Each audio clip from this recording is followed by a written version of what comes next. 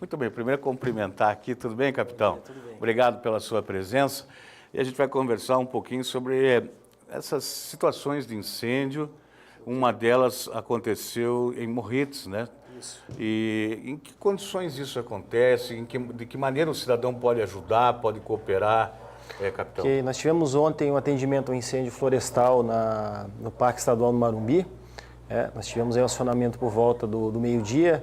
Na verdade, os moradores ali de Morretes e também lá de Piraquara em cima já verificando fumaça, né? Local de difícil acesso, tivemos que acionar uma aeronave da Polícia Militar do Batalhão de Operações Aéreas. Constatamos que de fato havia um incêndio já, proporções pequenas para médias ali na região do Morro do Pelado. Conseguimos acessar com 4 bombeiros, o pessoal trabalhou até a noite e ontem mesmo o incêndio foi extinto, né? A preocupação ali é que ele atingisse as árvores maiores, ele era um incêndio rasteiro, aí a área queimada com certeza seria maior e o trabalho para extinguir muito mais difícil.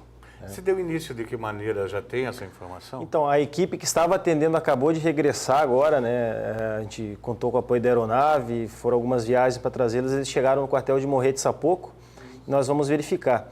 Em geral, os incêndios ambientais e florestais eles têm fatores humanos. É o próprio ser humano que causa ali, uma fogueira, uma bituca de cigarro. Especificamente nesse caso, a gente vai ter que averiguar bem, porque como era numa área de bastante difícil acesso, a gente tem que fazer um estudo melhor, aí vamos ver com as guarnições o que efetuou. Existem causas naturais que podem gerar esses incêndios, até algum pedaço de vidro, madeira, mas em geral está relacionado a fator humano, porém a gente vai ter que averiguar isso daí. Esse é um período perigoso do ano para esse tipo de incêndio, capitão? Exatamente, esse é o período onde a gente fica em alerta para situações de incêndios ambientais e florestais. Ambientais são aqueles de menor proporção, em terrenos baldios, porque em geral no inverno a gente tem as geadas, a temperatura mais seca e também menos úmido, então ela é bem propícia a esse tipo de incêndio. Ali na serra, inclusive, esse ano houve bastante geada. A geada ela queima a vegetação e depois um período de estiagem é bem preocupante. Essa época do ano nós sempre trabalhamos com equipes de alerta especificamente para esse tipo de chamado aí. Mas a prevenção e a preocupação da sociedade são fundamentais, né, na questão da prevenção. Aqueles cuidados básicos, não provocar queimadas deliberadamente, né, nas propriedades rurais.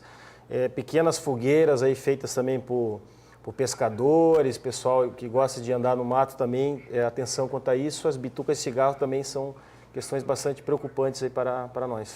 E às vezes até dirigindo, né, na estrada, a pessoa, o fumante, ele acaba jogando cigarro. Exatamente. E pode provocar isso incêndio. É muito comum nas beiras de rodovias, a pessoa fuma, lança a bituca ainda acesa para o mato ali ao lado, associa a vegetação seca essa época e a possibilidade de incêndio é bastante grande. Na rodovia nós temos um fator agravante, que a fumaça gerada pelo aquele incêndio ele vai para a rodovia, pode gerar acidente, né? Aqui na nossa região ainda não houve, mas esse ano na região de Ponta Grossa houve um acidente relativamente grave em virtude de um incêndio causado por uma bituca. Tá certo. Aproveitar também que o senhor está aqui, porque tem algumas informações que são importantes com relação aí já incêndio em residência, porque às vezes um procedimento que a pessoa considera comum, eu vou arrumar aqui, vou instalar o meu chuveiro, a pessoa não tem muita prática nisso, ou a troca de um botijão de gás, às vezes acaba provocando incêndios aqui na cidade, já aconteceram vários, né, por causa disso também, capitão. Os incêndios residenciais, em geral, eles são associados aí ao vazamento do gás de cozinha, do GLP, às instalações elétricas precárias ou mal feitas e também a questões de vela, da população que usa velas, né? Então são algumas orientações. O gás de cozinha, né? A primeira orientação, muitas vezes é um tabu, o pessoal tem muito medo do botijão. O botijão vai explodir, é muito difícil. Ele até pode explodir, mas existem meios que não causam a explosão do botijão. O que efetivamente acontece é a explosão do gás que vaza. Então, algum defeito no equipamento, ele gera ali um vazamento de gás, esse gás ele se acumula na residência e depois isso sim acaba ocasionando uma explosão. Então, o primeiro detalhe é o botijão de gás ele tem que ficar para fora da residência. As pessoas ficam um pouco preocupadas aí com a questão de furtos e tudo mais, mas é a primeira É melhor perder o Primeira botijão linha do de que ação a casa. é o botijão para fora, porque se você tem um problema de vazamento na válvula do equipamento, ele está do lado externo, ele ventila e evita que ele se acumule dentro da residência e exploda, né? As pessoas também têm que tomar atenção quanto à validade ali das mangueiras do gás reguladores, né? Eles têm validade de 5 anos, muitas pessoas não se atentam a isso, né? Só trocam depois que ele realmente quebra ou rompe. Agora, o senhor imagina assim, tá cozinhando, né? Sai da cozinha, vai para a sala ou à noite mesmo, um pequeno vazamento.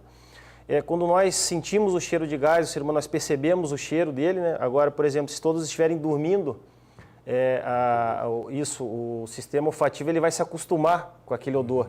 Então, quando as pessoas acordarem, elas não vão perceber mais que houve um vazamento. Pode causar morte aí. Aí você pode ter a morte pelo próprio gás, mas aí um incêndio, né? A pessoa liga uma lâmpada, acende o chuveiro, a própria geladeira entra em funcionamento, aí causa a explosão daquele gás que está na residência. Ali, Exatamente, gera uma faísca e tudo mais. É esse procedimento que a maioria das pessoas tem de colocar lá o sabão, o sabonete. Isso funciona mesmo? Corretíssimo, corretíssimo. Quando funciona, quando nós trocamos o gás, como que a gente, quando trocamos o botijão de gás, né, não o gás, como é que a pessoa pode fazer para verificar se o torque ali, se o aperto que ela dá na válvula está correto? Molhando efetivamente a esponja com água, um pouco de detergente e sabão e coloca. Se tiver saindo alguma borbulha, é porque tem vazamento. Agora você associa esse vazamento dentro da residência, esse gás ele vai ficar acumulado. Se ele está do lado de fora, a própria ventilação natural retira ele. Então é bastante pertinente fazer, caso ele esteja vazando, né? A pessoa tem que recolocar a válvula ali, né? Se ela não tiver experiência, né, nessa situação, é interessante deixar o técnico, até o próprio pessoal que entrega o gás fazer essa mudança, né? Capitão, muito obrigado aí, parabéns pelo trabalho de vocês, que é fantástico, a gente sabe, e sempre estamos aqui falando sobre esse trabalho importante do Corpo de Bombeiros. Leva o nosso abraço para toda a corporação. Muito obrigado. Muito obrigado. O senhor fique à vontade aí, tá bom?